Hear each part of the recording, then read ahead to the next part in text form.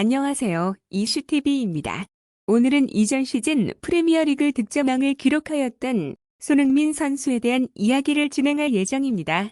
작년 득점왕을 기록한 후에 손흥민 선수의 토트넘의 잔류 여부에 대한 이야기가 많이 있었습니다.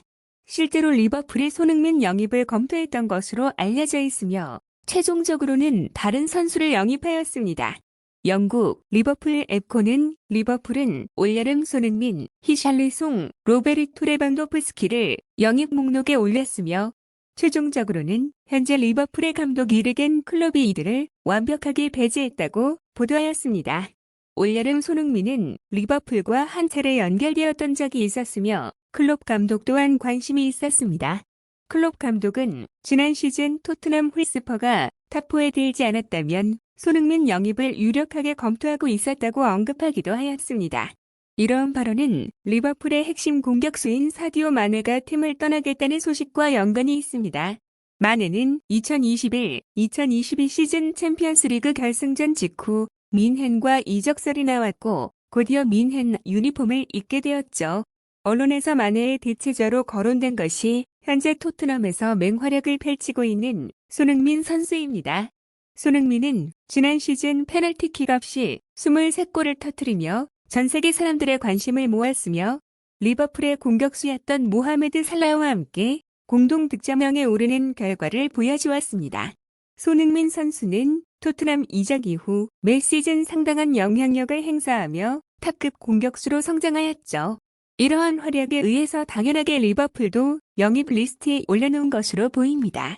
하지만 최종적으로 클롭 감독의 선택은 손흥민이 아니었다는 것에 축구 팬들에게 많은 충격을 안겨주었는데요. 리버풀은 벤피카에 떠오르던 신성 다윈 누니에스에 관심을 가졌고 약 1,360억 원의 이적료를 지불하였습니다. 하지만 현재까지의 새로 영입된 다윈 누니에스의 활약은 아쉬운 것이 사실입니다. 누니에스는 맨체스터 시티와의 2022 잉글랜드 커뮤니티 실드에서 득점을 터뜨리며 시즌 전부터 큰 기대감을 모았고 개막전에서도 한 골 1도움을 올리며 마네의 공백을 완벽하게 대체할 자원으로 간주되었습니다. 하지만 크리스탈 팰리스전에서 수비수에게 박치기를 가하며 퇴장 및 3경기 출전 정지라는 실망감을 안겨주었습니다. 벌써부터 아쉬운 영입이라는 목소리도 나오며 손흥민 선수를 영입하지 않은 것에 대한 이야기가 많이 나옵니다.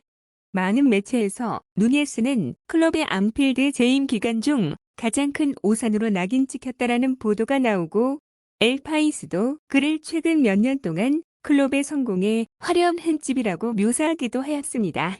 이는 현재 토트넘에 잔류하고 있는 손흥민 선수의 리버풀 이적에 대한 많은 아쉬움을 주는 것 같습니다.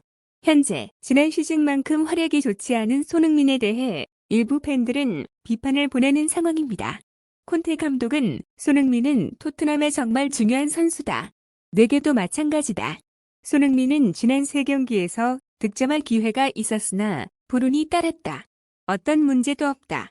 득점을 하면 자신감을 찾을 것이라 확신한다고 하며 손흥민에 대한 강한 믿음을 보여주었습니다. 또한 영국 풋볼 런던은 콘테 감독은 손흥민 중요성과 신뢰를 반복했다.